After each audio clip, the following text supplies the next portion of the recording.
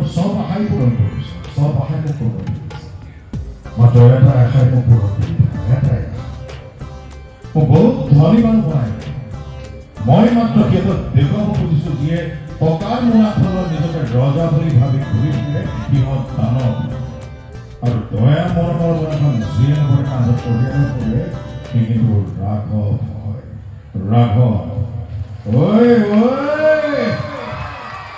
কন্ময়না, মোৰ মৰম নদীৰ গাভৰু ঘাটত যদি কেতিয়াবা যৌৱনে আমনি কৰে দেহি ঐ, তোমাৰ সতে হিয়া পিয়া নিয়া ফেৰি তোমাক মোৰ শ্ৰীমতী মহিমাময় কৰিমে, কাৰণ প্ৰেম হৈছে জনমে জনমে জনমে জনমে। প্ৰথমে লংকৰক ধন্যবাদ জনাব লাগিব, মোক মাতি ইমান এটা সন্মান দিছে। কিমানৰ যোগ্য মই হ'ব পৰা নাই নাজানো।